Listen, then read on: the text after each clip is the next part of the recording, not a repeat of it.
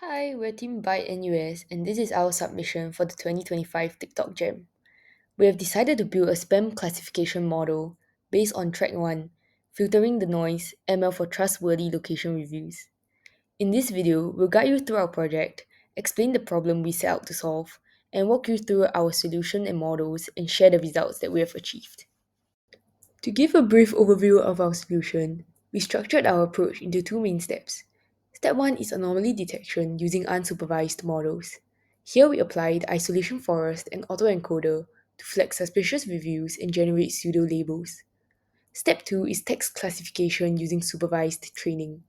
We train a BERT model on the review text with those pseudo labels, allowing it to classify reviews directly as spam or not spam.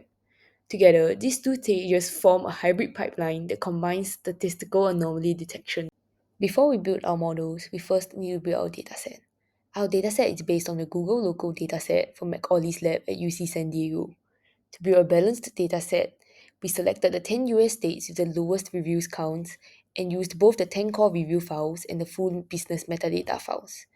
For each state, we randomly sampled 5,000 reviews, giving us a total of 50,000 reviews.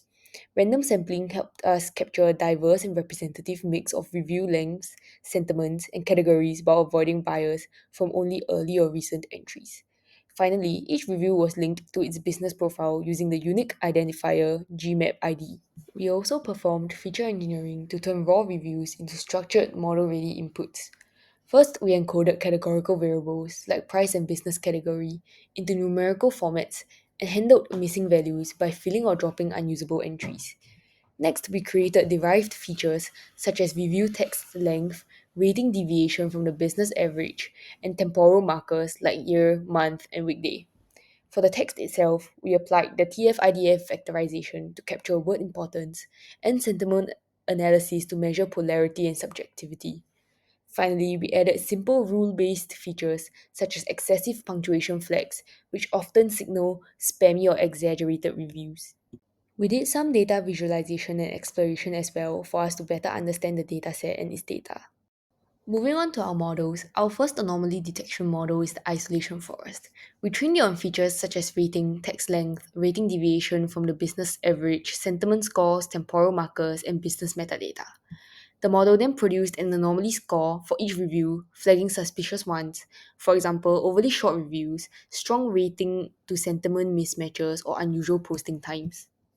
Our second anomaly detection model is the autoencoder. We trained it on the same enriched feature set, including ratings, review length, rating deviation, sentiment scores, temporal markers, and business metadata. The autoencoder was especially effective at capturing complex non-linear patterns, such as inconsistencies between star ratings and sentiments, or irregular bursts of reviews at odd hours. Reviews with high reconstruction errors were flagged as potential spam, complementing the isolation forest results. The output of this autoencoder is also a set of anomaly scores tied to each review. After running both the isolation forest and autoencoder, we combined their outputs into a single fusion strategy. Each model produced anomaly scores, which we normalized, then averaged to form a fused anomaly score. We then set a threshold on this score to create a binary label, marking each review as either anomaly or non-anomaly. These binary labels serve as the pseudo ground truth, which we used to train our subsequent BERT model. In our project, we fine-tuned a pre-trained BERT on our dataset. First, we tokenized text into input IDs and attention masks.